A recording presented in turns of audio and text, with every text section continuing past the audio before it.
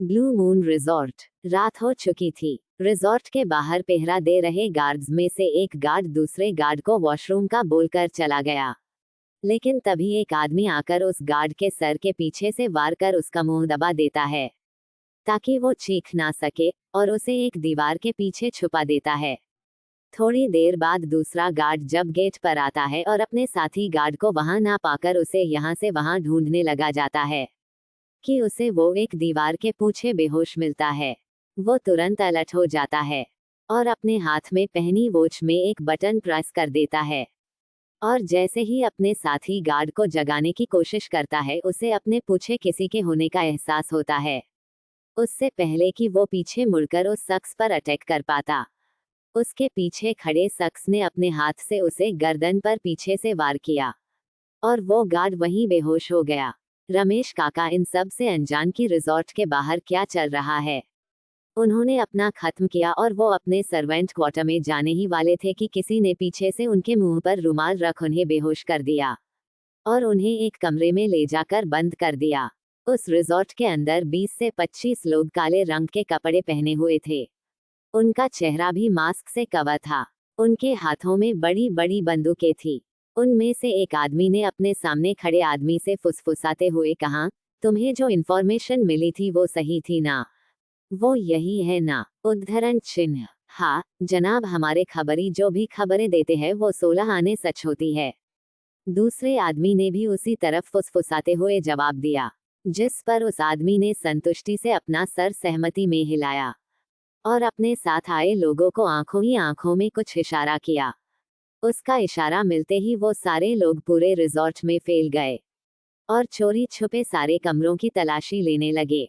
एक आदमी ऊपर के कमरों की तलाशी लेते लेते एक कमरे के बाहर जा पहुंचा, और जब उसने धीरे से उस कमरे के डोर को खोलकर अंदर पैर रखा कि उसे सामने ही बेड पर कंबल ओढ़े किसी को सोते हुए देखा। वो उसका चेहरा तो नहीं देख पा रहा था, लेकिन उसने इस चीज पर ज्यादा ध्यान देने की जहमत नहीं उठाई और तुरंत बाहर निकलकर अपने कान में लगे ब्लूटूथ के जरिए बाकी सभी को इस बारे में इन्फॉर्म कर दिया।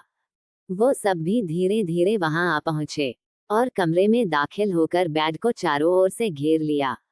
उनमें से एक आदमी जो उनका लीडर था वो घमंड से बोला, तो आखिरकार हम तुम तक पहुंच ही गए रियांश कपूर, तुम्हारी वजह से हमारा बहुत नुकसान हुआ है, जिसकी कीमत तुम्हें अपनी जान गंवाकर चुकानी पड़ेगी। कहते हुए वो हंसा और अपनी बंदूक की सारी गोलियां बेड पर लेटे शख्स पर चला दी। गोलियां किसी शख्स पर चलने के बाद भी वहां खून जा नामो निशान नहीं था। उल्टा वहां कुशन से कॉटन बाहर निकलकर हवा में उड़ते हुए नजर आ रहे थे। ये देख सब हैरान रह गए। उनमें से एक आदमी ने झट से वो कंबल उठाया, लेकिन उन्हें वहां कुशन नजर आए जिन्हें ऐसे बेड पर रखा गया था जिससे किसी को भी ये लगे कि कोई शख्स वहां सो रहा हो। ये देखकर उन्हें समझते देर नहीं लगी कि इन्हें फंसाया गया है।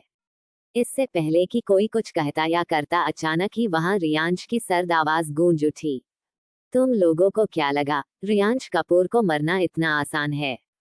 उद्धरण चिन्ह। सबने पीछे मुड़कर देखा तो वहां रियांश अपने दोनों हाथ अपने पॉकेट में रखे डेविल स्माइल देते हुए एटीट्यूड में खड़ा था, और अचानक ही बहुत सारे गार्ड्स जो को रियांश के ही लोग थे उन लोगों ने इन सबको घेर लिया और उन्हें लीड राघव कर रहा था जो कि रियांश के थोड़ी ही दूर खड़ा था और उन लोगों को अपनी झलती हुई निगाहों से घूर रहा था।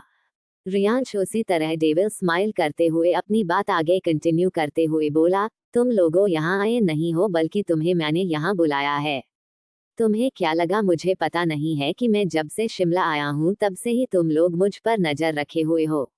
मैं पहले से ही सब कुछ जानता था, इसीलिए मुझसे जुड़ी जितनी भी इंफॉर्मेशन तुम तक पहुँचती थी वो मैं ही तुम तक पहुँचाता था। जैसे कि मैं किस वक्त रिसोर्ट से बाहर निकलता हूँ, अपना काम खत्म करके मैं कब रिजॉर्ट वापस आता हूँ।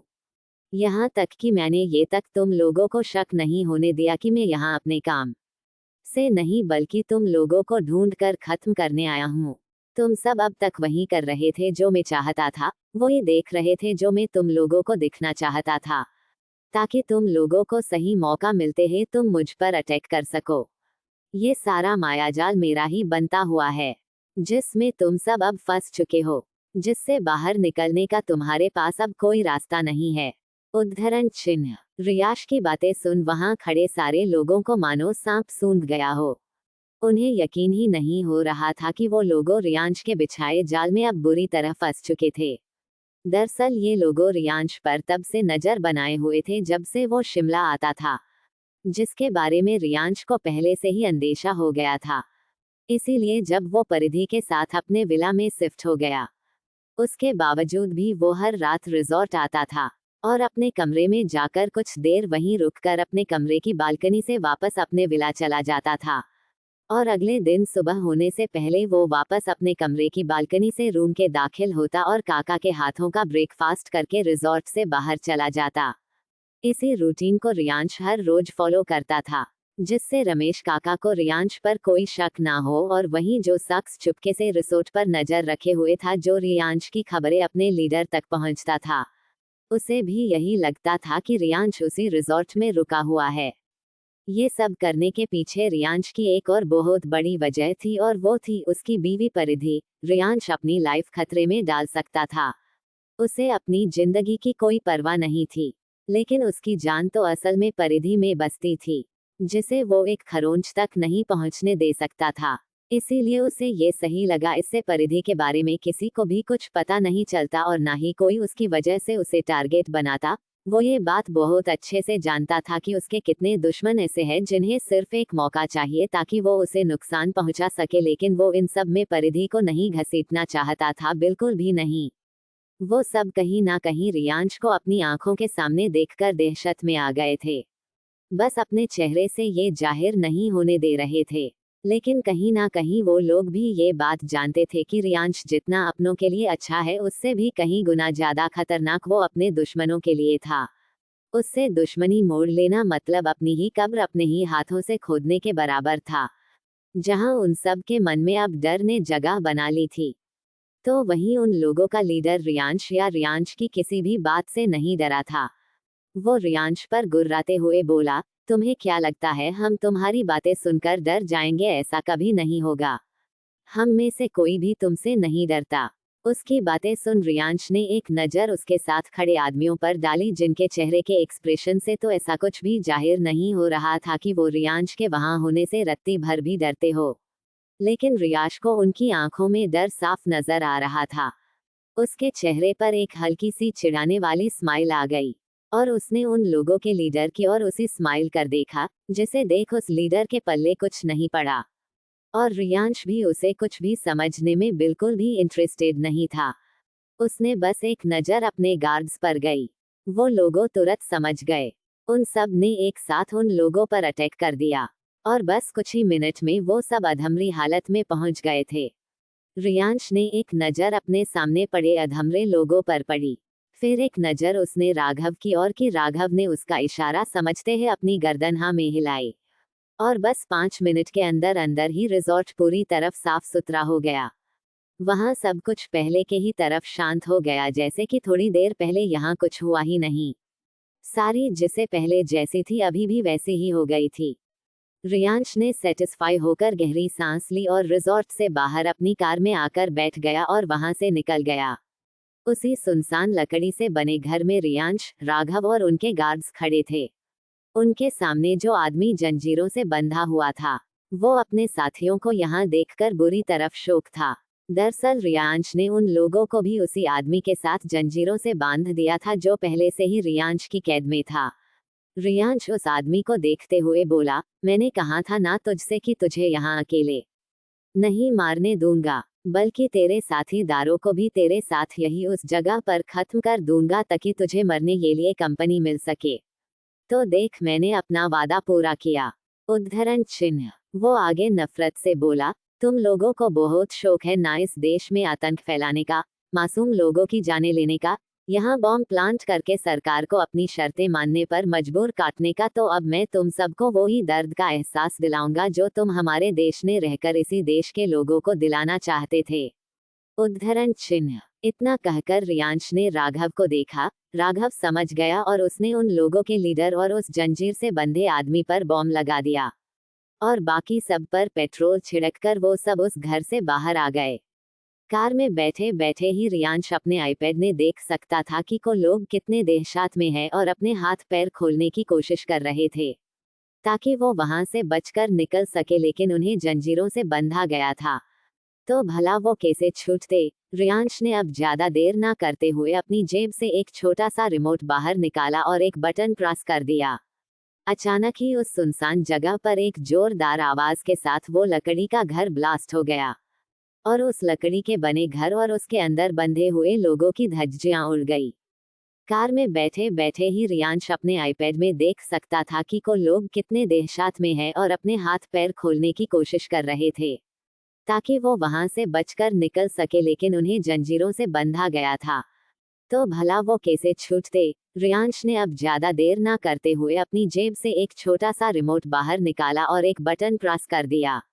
अचानक ही उस सुनसान जगह पर एक जोरदार आवाज के साथ वो लकड़ी का घर ब्लास्ट हो गया और उस लकड़ी के बने घर और उसके अंदर बंधे हुए लोगों की धज्जियां उड़ गई। रियांश ने आंखें बंद कर सीट से टेक लगाकर एक गहरी सांस ली। आज फाइनली उसने अपना काम पूरा किया था जिसके लिए वो यहाँ आया था। आज से लगभग 2-2.5 महीने पहले उसे राघव ने इन्फॉर्म किया था कि एक बिजनेसमैन जिसका नाम आशुतोष था वो आतंकवादी संगठन से मिलकर उन्हें वेपन्स प्रोवाइड करता था, लेकिन कोई सबूत न होने की वजह से आज तक कोई उसे हाथ तक नहीं लगा सका। ये सुनते ही रियाश का खून खौल उठा और उसने राघव से कहलवाकर आशुतोष को रातों रात गायब करवाकर उसे यहाँ शिमला में कैद कर दिया और यहाँ तक कि उसने उसकी कंपनी को भी बर्बाद कर दिया। राघव आशुतोष को डेली टॉर्चर करता था उससे उन टेररिस्ट्स के बारे में इंफॉर्मेशन जानने के लिए, लेकिन आशुतोष ने कभी अपना मुंह नहीं खोला और राघव को खुद ही उन टेररिस्ट्स के बारे में पता लगाना पड़ा। और जैसे ही उसे इंफॉर्मेशन मिली कि वो लोग शिमला में है, उसने ये बात रियांश को बता दी और रियांश सबसे झूठ बोलकर यहाँ आ गया, क्योंकि उसे अच्छे से पता यहाँ कि वो लोगों उस पर अटैक जरूर करेंगे, क्योंकि उसने पहले भी उनके काम को बिगाड़ा था। उनके काफी हद तक प्लान्स को रियांश ने ही बर्बाद कर दिया था, जिसकी खुन्नस वो लोग उसे अपने रास्ते से हटाकर निकालना चाहते थे। इसीलिए उन्होंने रियांश पर नजर रखने के लिए अपने एक आदमी को उसके पीछे छोड़ दिया, जो उन्हें रियांश की इंफॉर्मेशन देता रहता था, और वो लोग बस सही समय का वेट कर रहे थे जब वो रियांश पर अटैक कर सके। जब फाइनली उन्हें इस बात पर यकीन हो गया कि रियांश यहाँ अकेला आया है, उसके आसपास उसकी टीम नहीं है उसे प्रोटेक्ट करने के लिए, तब जाकर उन्होंने उस पर अटैक किया। लेकिन उल्टा उनका प्लान उन्हीं पर बैकफायर हो गया और रियांश के बदले आज उन्हीं की चिता जल रही थी। कोष्टक। रियांश जब अपनी कार ड्राइव कर विला पहुंचा तब रात के 2 बज चुके थे। बाहर तेज ठंडी हवाएं चल रही थी, जिससे रियांश ने अंदाजा लगा दिया कि मौसम खराब हो रहा था। वो जब अपने कमरे में आया तो उसे परिधि कमरे में कहीं नजर नहीं आई, लेकिन जब उसने बालकनी की ओर देखा तो उसे वहां किसी की परछाई नजर आई। रियांश के घर से जाने के बाद परिधि उन दोनों की शादी के बारे में सोच रही थी और ये भी कि वो कैसे अपनी माँ को उसके लिए मनाएगी। अब परिधि भी रियांश को छोड़कर कहीं नहीं जाना चाहती थी। उसे अब पूरी जिंदगी रियांश के साथ ही बितानी थी। वो उसके बिना जीना अपने सपने में भी इमेजिन नहीं करना चाहती थी। जिस तरह रियांश उससे प्यार करता था, अब वो भी उससे प्यार करने लगी थी। उसके लिए प्यार वही था जो कि रियांश ने उसे बताया था कि जिसके बिना आप अपनी लाइफ भी इमेजिन ना कर सके, जिसकी हर एक सांस में आपकी सांसें जुड़ी हुई हो। और ये बातें परिधि रियांश के लिए महसूस करती थी, जिसका मतलब साफ था कि उसे उससे प्यार हो गया था। परिधि अपनी माँ और रियांश के बारे में सोचते सोचते इस सब में इतना डूब गई कि उसे पता भी नहीं चला कि कब रियांश घर वापस आ गया। तुम अभी तक सोई क्यों नहीं? एक प्यार सी लेकिन साथ में हल्के गुस्से से भरी आवाज परिधि को सुनाई दी और वो अपने सेंस में वापस आए गई। जब उसने पलटकर देखा तो रियांश हल्के गुस्से से उसे ही घूरे जा रहा था। तुम आ गए, कहते हुए परिधि रियांश के पास गई और उसे हग कर लिया। रियांश ने भी उसे अपनी बाहों में भर लिया और प्यार से उसके सर को सहलाते हुए वापस बोला, मैंने पूछा तुम अभी तक सोई क्यों नहीं? उद्धरण चिन्ह। परिधि ऐसे ही उसे हग किए हुए बोली, वो मुझे नींद नहीं आ रही थी।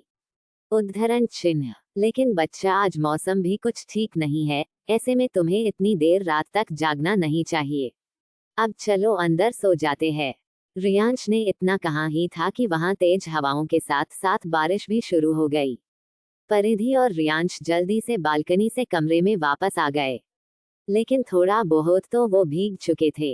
रियांश ने अपना जैकेट उतार दिया और टाई निकालकर अपने शर्ट के बटन को खोलते हुए जब वो पीछे मुड़ा तो उसकी नजरें परिधि पर ही ठहरी सी गई। वो उसे देखते हुए भूल ही गया कि वो अभी अभी हॉट शावर लेने जाने वाला था। वो किसी हिप्नोटाइज व्यक्ति की तरह परिधि की ओर धीरे धीरे बढ़ने लगा, जहां परिधि अपने कपड़े झिड़क रही थी जो हल्के गीले हो चुके थे। फिर उसने अपने हाथों की उंगलियों को अपने बालों में फिराया और उसे भी झिड़कने लगी। लेकिन रियांश की नजरें तो परिधि के चेहरे से होते हुए उसकी गर्दन पर पड़ी उन पानी की बूंदे पर टिकी थी जो परिधि के गर्दन से होते हुए उसके सीने में जाकर समा जा रही थी। ये देख उसका गला सूखने लगा। उसकी प्यास बढ़ने लगी। उसे ऐसा लगा रहा था जैसे उसका गला जल रहा है और जिसे पानी की जरूरत हो। रियांश मदहोशी में चलते हुए परिधि के पास आया और धीरे से उसने उसके हाथ की कलाई को पकड़ लिया और उसे अपनी बाहों में खींच लिया। परिधि उसे अपनी आंखें बड़ी बड़ी करके हैरानी से देखने लगी। रियांश ने उसके रिएक्शन को नोटिस ना करते हुए अपने दूसरे से हाथ से उसकी गर्दन को प्यार से पकड़ा और अपना चेहरा थोड़ा नीचे झुकाते हुए उसकी गर्दन की दूसरी साइड जहां पर पानी की बूंदें अभी भी नजर आ रही थी, उसने वहां अपने होंठों को रख उन पानी की बूंदों को पीने लगा। रियांश के ऐसा करते ही परिधि के तो रोंगटे ही खड़े हो गए। उसका दिल 100 की स्पीड पर दौड़ रहा था।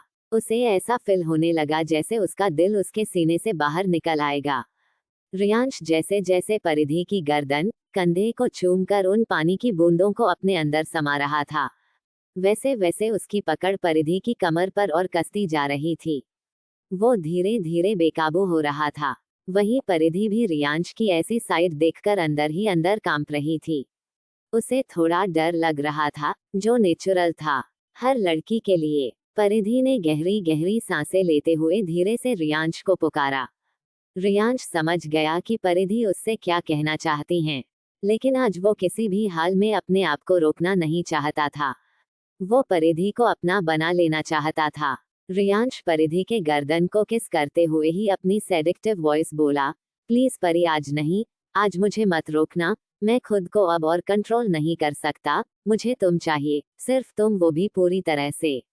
बोलते हुए रियांश ने परिधि की गर्दन को किस करना बंद कर दिया और अपने दोनों हाथों से उसके चेहरे को थामते हुए रियांश ने अपने सर को परिधि के सिर से जोड़ दिया और अपनी धीमी आवाज में वो आगे बोला, मैं तुम्हें पूरा अपना बना लेना चाहता हूँ परी, तुम पर अपनी मोहर लगाना चाहता हूँ, तुम्हें अपने बेपनाह प्यार का एहसास कराना चाहता हूँ। क्या तुम उससे में मेरा साथ दोगी? क्या तुम आज मुझे अपने पति के रूप में पूरी तरह से अपनाओगी? उद्धरण चिन्ह। परिधि को रियांश की बातें ज्यादा कुछ तो समझ में नहीं आ रही थी, लेकिन उसे इतना जरूर पता था कि उसके सामने खड़ा आदमी उससे बहुत प्यार करता है, जिस पर वो आंख बंद करके भरोसा कर सकती थी और जिसके साथ उसने अपनी पूरी जिंदगी बिताने का फैसला भी कर लिया था। फिर उसकी बात मानने में उसे क्या ही हर्ज हो सकता था। परिधि ने बिना रियांश की ओर देखे अपनी गर्दन हाँ में हिलाते हुए अपनी मंजूरी दे दी, जिसे देख रियांश के पैर खुशी के मारे जमीन पर ही नहीं टिक रहे थे। उसे ऐसा लगा रहा था जैसे कि परिधि ने उसे सब कुछ दे दिया हो, जिसे वो शब्दों में बयां नहीं कर सकता था। रियांश ने झट से परिधि को अपनी बाहों में उठा लिया और बेड के पास ले जाकर उसे आराम से बेड पर लेटा दिया। उन दोनों की आंखें सिर्फ एक दूसरे पर टिकी हुई थी। दोनों एक दूसरे को प्यार से देखे जा रहे थे। रियांश परिधि के पास बैठते हुए उसकी तरफ झुककर धीरे से उसके चेरी जैसे होंठों पर अपने होंठ रख देता है और उसे चूमने लगता है। परिधि भी रियांश को किस करते हुए अपनी दोनों बाहें रियांश के गले में लपेट लेती है। रियांश के भी हाथ परिधि की कमर के चारों ओर लिपट गए थे। वो पूरी तरह से परिधि के ऊपर आ गया था, लेकिन उसने इस बात का ध्यान रखा था कि उसका पूरा वेट परिधि के ऊपर ना आ जाए, वरना वो बेचारी नाजुक सी कली उसके भारी भरकम शरीर के नीचे दब कर रह जाएगी। रियांश की वो किस अब पैशनेट किस में बदल चुकी थी। जब उसे लगा कि परिधि को सांस लेने में प्रॉब्लम हो रही है, जब जाकर उसने उसके चेरी जैसे होठों को रिलीज किया। परिधि लंबी लंबी सांसें ले रही थी। वो अपनी बेकाबू हो रही सांसों को काबू में करने की कोशिश कर रही थी। रियांश भी गहरी सांसें लेते हुए परिधि को बड़े प्यार से देख रहा था। वो उसे देखते हुए थोड़ा सा ऊपर की ओर उठा और जल्दी से अपने शर्ट के बटन खोल दिए और अपनी वाइट शर्ट को उतारकर बेड के नीचे फर्श पर फेंक दी। रियांश ने अपनी लंबी और पतली उंगलियों से परिधि के नाइट सूट के बटन खोलने शुरू कर दिए थे, लेकिन उस वक्त परिधि अभी भी अपने सेंस में वापस नहीं आई थी, जिससे उसे पता भी नहीं चला कि कब रियांश ने उसके नाइट सूट की उतारकर उसके शरीर से अलग कर दिया था। जब तक परिधि अपने सेंस में वापस आई तब तक रियांश वापस उसके ऊपर आकर उसके बॉडी पर किस करते हुए उस पर अपने निशान भी छोड़ने लगा था। परिधि की सांसें और बेकाबू होने लगी थी, क्योंकि जब जब रियांश परिधि को उसकी गर्दन, कंधे, कॉलर बोन और उसके ब्रेस्ट पर किस या लव बाइट देता था तो उसकी सिसकियां निकल जाती थी और उसकी पकड़ रियांश की पीठ पर और कस जाती थी, जिससे रियांश की पीठ पर परिधि के नाखून चुभ रहे थे। लेकिन भला रियांश को क्या फर्क पड़ने वाला था।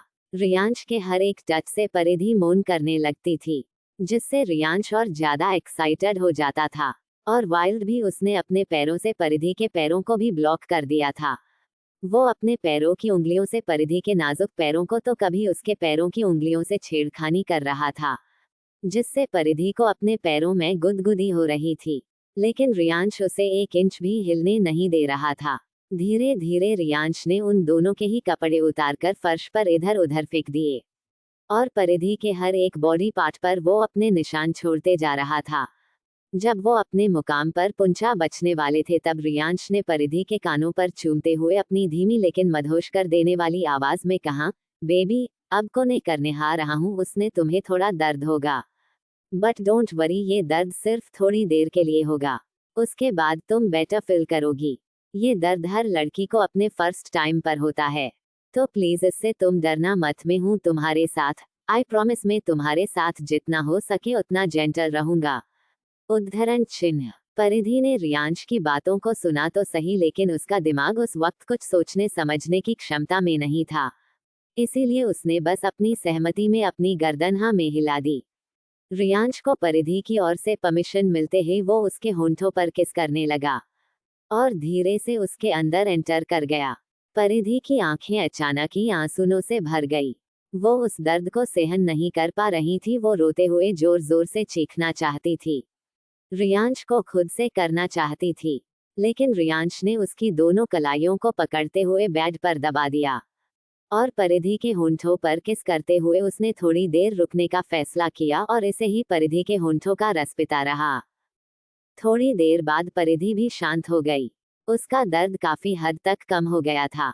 जब रियांश ने ये महसूस किया तब जाकर वो भी रिलैक्स हो पाया और उन दोनों के प्यार का सिलसिला शुरू हो गया। उस पूरे कमरे में परिधि की सिसकियां सुनाई दे रही थी। वहीं कमरे बाहर बारिश अपने जोरों पर थी और ठंडी हवाएं भी काफी तेज थी। बिजली चमकने की तेज आवाजें भी आ रही थी, मानो कोई तूफान आया हो। लेकिन बाहर जितनी भी ठंड हो, कमरे के अंदर का माहौल उतना ही गर्म था। आज दो दिल सिर्फ जिस्म से ही नहीं बल्कि आत्मा से भी एक हो चुके थे। रियांश सोफे पर बैठे हुए अपने लैपटॉप पर काम कर रहा था। तभी परिधि उसके पास आई और अपने हाथ में जो ढेर सारी ड्रेसेस उसने कैरी की हुई थी, उन्हें बारी बारी अपने ऊपर रखकर रियांश से पूछ रही थी कि क्या ये ड्रेस अच्छी है या ये ड्रेस उस पर अच्छी लगेगी। उद्धरण चिन्ह। रियांश बिना एक नजर उस पर डाले बस हम या हाँ में जवाब दे देता। रियांश का बिना उसे किसी भी ड्रेस में देखे बर एक आंसर देने पर वो बुरी तरह चिढ़ गई। उसने सारी ड्रेसेस को दरकिनारे किया और रियांश के लैपटॉप को बंद करके उसे सौर टेबल पर रखकर खुद रियांश की गोद में जा बैठी। ये सब इतनी अचानक हुआ कि रियांश को कुछ बोलने का या रिएक्ट करने का मौका ही नहीं मिला। लेकिन परिधि जिस लापरवाही से इसी गोद में बैठी थी, उसे डर था कि कहीं वो गिर न जाए, इसीलिए उसने तुरंत उसकी कमर को पकड़ लिया और उसे अपने करीब खींच भी लिया। ये कैसी हरकत थी परी, अगर मैं तुम्हें नहीं थमता तो तुम नीचे गिर जाती, और अगर तुम्हें कहीं चोट लग जाती तो, रियांश ने परिधि को डांटते हुए कहा। इस पर परिधि ने एक नजर रियांश को घूरा, फिर अपना मुंह फुलाकर अपनी नजरें उस पर से फेर ली। रियांश को उसका यूं उसे इग्नोर करना कुछ समझ में नहीं आया, तो उसने अपने एक हाथ से उसके चेहरे को पकड़ा और अपनी तरफ करते हुए कंफ्यूज होते हुए बोला, क्या हुआ, ऐसे मुंह क्यों फुला रखा है तुमने? उद्धरण चिन्ह। परिधि ने गुस्से से उसके हाथ को झटक दिया और पाउट बनाकर शिकायत करते हुए बोली, अब आप मुझसे प्यार नहीं करते? परिधि की बात सुन रियांश की भौं उठ गई और वो बोला, और तुम्हें ऐसा क्यों लगता है कि अब मैं तुमसे प्यार नहीं करता? उद्धरण चिन्ह। क्योंकि पहले आप मेरा कितना ख्याल रखते थे और मुझे कभी इग्नोर भी नहीं करते थे, लेकिन अब क्या? रियांश ने पूछा, जब उसने देखा कि परिधि अचानक रुक गई। लेकिन अब आप मुझ पर कोई ध्यान नहीं देते, बस हमेशा अपनी दूसरी पत्नी के साथ चिपके रहते हैं। परिधि ने मुंह बनाते हुए कहा। रियांश की आंखें छोटी हो गई। भला उसने कब दूसरी शादी की? लेकिन तभी उसके दिमाग में कुछ क्लिक हुआ। अगर तुम मेरे लैपटॉप की बात कर रही हो तो मैं तुम्हें बता दूं कि वो काम करने के लिए ही होता है, और उसमें मैं बस अपना काम ही कर रहा था। रियांश ने परिधि के बालों पर अपना हाथ फेरते हुए उसे प्यार से समझाया। लेकिन परिधि कहाँ मानने वाला थी। वो किसी छोटे बच्चे की तरह जिद करते हुए बोली, नहीं, मुझे वो सब नहीं पता, मुझे बस इतना पता है कि जब मैं आपके पास आऊँ तो आपका पूरा ध्यान सिर्फ मुझ पर होना चाहिए। उद्धरण चिन्ह। परिधि की ऐसी बातें सुन रियांश हक्का बक्का रह गया। उसे समझ नहीं आ रहा था कि अचानक परिधि के अंदर किसकी आत्मा आ गई जो वो ऐसी बातें कर रही हैं। रियांश ने जैसे तैसे करके परिधि को समझाया और मना भी लिया। परिधि ने अपनी दोनों बाहों को रियांश के गले के चारों ओर लपेट लिए। एक बार फिर रियांश हैरान रह गया, क्योंकि परिधि पहले कभी भी ऐसे बिहेव नहीं करती थी। फिर अचानक उसे हो क्या गया है? उसे समझ नहीं आ रहा था। परिधि ने अपने चेहरे को रियांश के चेहरे के पास ले जाकर उसके माथे को हल्के से चूम लिया था। रियांश की आंखें अपने आप बंद हो गई और उसकी पकड़ परिधि की कमर पर और कस गई। परिधि ने बारी बारी रियांश के चेहरे को चूम लिया। कभी वो उसकी लंबी लंबी पलकों को, तो कभी नाक को, तो कभी उसके गाल, तो कभी उसके कान को किस कर रही थी लेकिन जैसे ही वो उसके चेहरे को चूमते हुए उसके होंठों तक पहुंची, लेकिन तभी उसे एक शरारत सूझी और उसने उसके होठों को जोर से बाइट कर लिया और रियांश की गोद से उठकर वहां से भाग गई। जब तक रियांश अपने होश में आया तब तक तो परिधि वहां से भाग चुकी थी। रियांश ने अपने होंठों को छू कर देखा तो उसके होंठों से हल्का हल्का ब्लड निकल रहा था। उसने कमरे के डोर की ओर देखते हुए हल्की मुस्कान के साथ बोला, तुम्हें तो मैं छोड़ूंगा नहीं परी। कहते हुए रियांश भी उसे पकड़ने उसके पीछे पीछे दौड़ पड़ा। जब वो बाहर आया तो बाहर कोहरा छाया हुआ था और परिधि उसे देखकर खिलखिलाते हुए हंस रही थी, जैसे कि वो उसका मजाक उड़ा रही हो। रियांश भी हल्की मुस्कान के साथ उसके पीछे पीछे दौड़ने लगा। परिधि उस कोहरे को चीरते हुए रियांश को अपने पीछे ऐसे आता देख खिलखिलाते हुए हंसने लगी और अपना हाथ आगे बढ़ाकर उसे अपने पास आने का इशारा करती हैं। आओ पकड़ो मुझे, बोलते हुए वो हंसने लगी और फिर से उस कोहरे को चीरते हुए आगे की ओर भागने लगी। तभी रियांश भी हंसते हुए उसके पीछे पीछे भागते हुए आया और परिधि उससे बचकर और आगे भाग पाती उससे पहले ही रियांश ने परिधि को पीछे से ही अपनी बाहों में कैद कर लिया, जिसे देख परिधि का मुंह बन गया और रियांश उसका ऐसा चेहरा देख हंस पड़ा और धीरे से परिधि के बालों को आगे की तरफ करके उसके कंधे को प्यार से अपने होंठों से चूमते हुए उसके कान के पास जाकर धीरे से पर अपनी जुनून भरी आवाज में बोला, चाहे तुम कहीं भी चली जाओ, तुम्हें लौटकर तो मेरे पास ही आना है, क्योंकि मैं तुम्हें कहीं से भी ढूंढ निकालूंगा। तुम सिर्फ मेरी हो, सिर्फ मेरी, और तुम्हें मुझसे दूर जाने की इजाजत नहीं है। तुम्हें हमेशा मेरे पास मेरे साथ रहना है, सिर्फ और सिर्फ मेरा बनकर, because you are only my. कहते हुए रियांश ने परिधि को अपनी तरफ घुमाया और उसके होंठों पर अपने होंठ रखकर उसे शिद्दत से चूमने लगा। वो भी अपने आप को रोक ना पाए और उसका साथ देने लगी। थोड़ी देर ऐसे ही एक दूसरे को चूमने के बाद वो उसे रिल्स कर देता है, लेकिन तभी और घना कोहरा छा जाता है और रियांश के हाथ से परिधि का हाथ छूट जाता है और परिधि उसकी आंखों के सामने से ही अचानक गायब हो जाती है। ये देख रियांश डर जाता है और परिधि को आवाज देते हुए उसे आसपास ढूंढने लगता है। परी, परी, कहाँ हो तुम? परी लिसन, अगर ये तुम्हारा कोई मजाक है ना तो मुझसे बुरा और कोई नहीं होगा। सुन रही हो ना तुम? परी, परी। रियांश का दिल जोरों से धड़क रहा था। पता नहीं क्यों लेकिन उसे अंदर ही अंदर किसी अनहोनी के होने का अंदेशा हो रहा था। परिधि को ना ढूंढ पाने की वजह से उसे और भी डर लग रहा था, जैसे कोई उससे उसकी जिंदगी छीनने वाला हो। रियांश घबराया हुआ इधर से उधर परिधि को उस कोहरे में ढूंढ रहा था, लेकिन उसे परिधि कहीं नहीं दिख रही थी। अब तो रियांश की आंखें भी नम हो चुकी थी। उसे अपने दिल में एक दर्द सा महसूस हो रहा था, जिसे वो बर्दाश्त ही नहीं कर पा रहा था। थक हार कर वो जोर से परिधि का नाम पुकारते हुए अपने घुटनों के बल बैठ जाता है। गाइस आज के लिए इतना ही। और वीडियो को लाइक, कमेंट तथा चैनल को सब्सक्राइब जरूर करना।